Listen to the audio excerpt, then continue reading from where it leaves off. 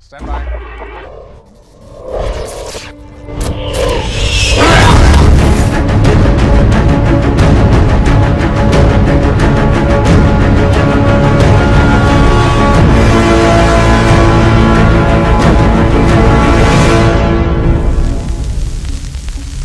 What do these three stories have in common?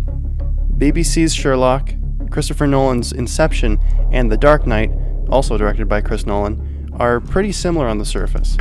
All of them are about crime, they all challenge the viewer with heady concepts and tough moral questions, and all of them feature protagonists with great abilities, or powers, at least to an extent. He's treating her to a meal, but his own portion is small.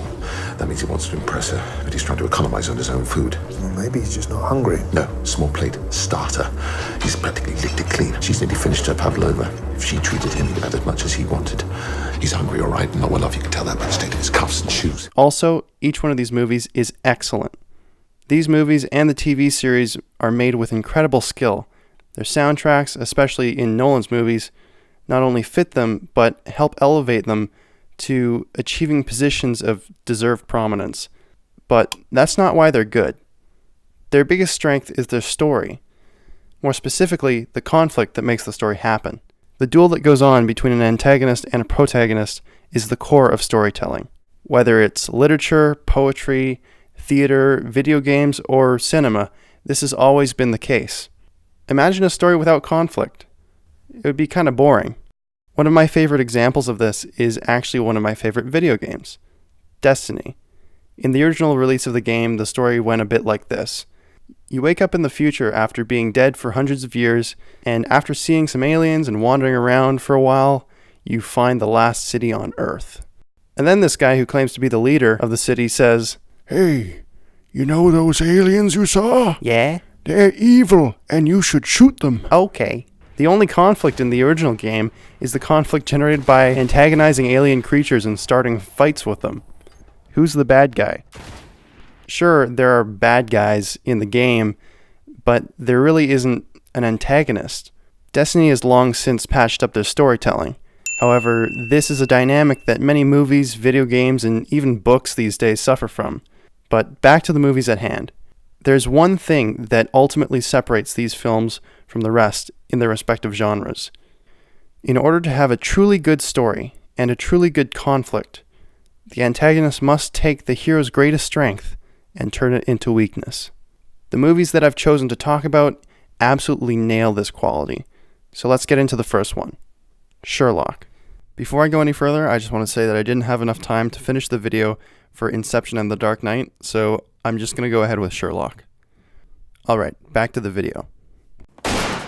BBC's adaptation of Arthur Conan Doyle's detective novels takes both the characters of Sherlock and his nemesis to the next level.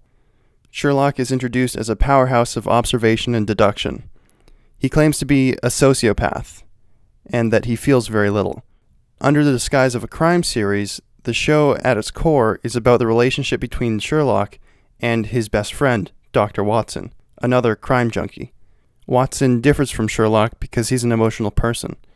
Because of Sherlock's sociopathy, Watson often feels mistreated and unimportant to Sherlock, even though he's his friend. Oh, why would you listen to me? I'm just your friend. I don't have friends. Nah. Wonder why. People fill their heads with... On the outside, Sherlock's cold attitude seems to be all there is, but as the show progresses, it becomes clear that Sherlock is a very emotional person deep down, and a drug-addicted mess without a friend. But Sherlock is too proud to admit that he needs people in his life. He even goes out of his way to push people away from him in order to prove that his towering intellect is more important. This sets the stage. As a detective and a thinker, he can only be challenged by someone who can equal or better his genius. And that's where this guy comes in.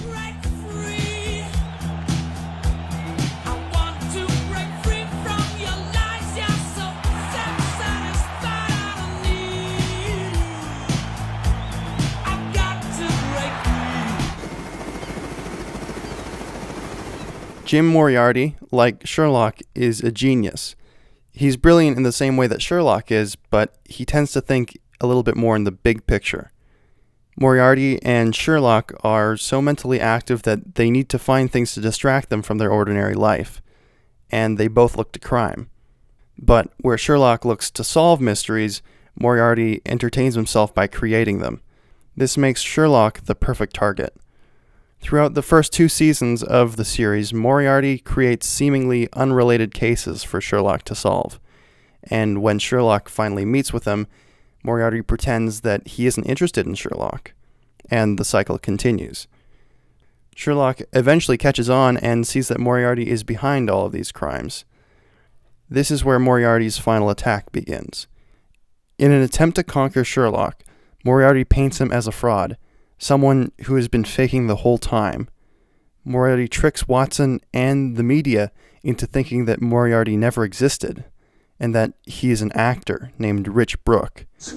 Moriarty is Richard Brooke. Of course he's Richard Brooke. There is no Moriarty. There never has been. What are you talking about? The newspapers spread the story that Sherlock Holmes paid an actor to play as his archenemy in order to inflate his ego. Moriarty has gunmen stalk Sherlock's friends and tells him that they will be killed unless he jumps off of a building, proving that he really did fake his detective prowess. And in order to make his plan watertight, Moriarty, as someone who wasn't keen on living in the first place, kills himself, so that Sherlock cannot convince him to call off the gunman. As long as I'm alive, you can save your friends. You've got a way out. Well, good luck with that.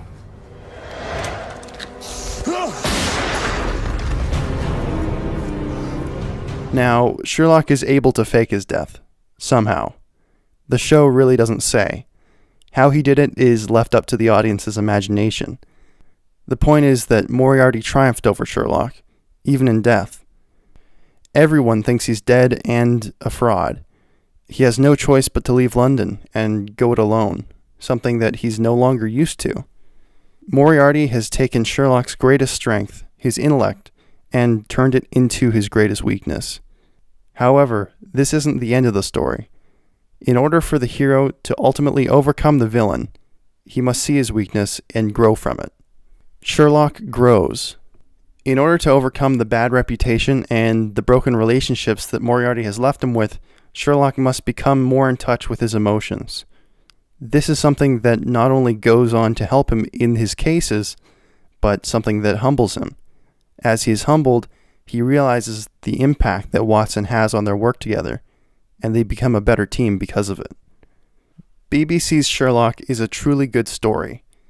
Sherlock Holmes overcomes Moriarty in the end, but not because he's smarter, but because their conflict revealed his weakness, and he chose to grow because of it. Thanks for watching.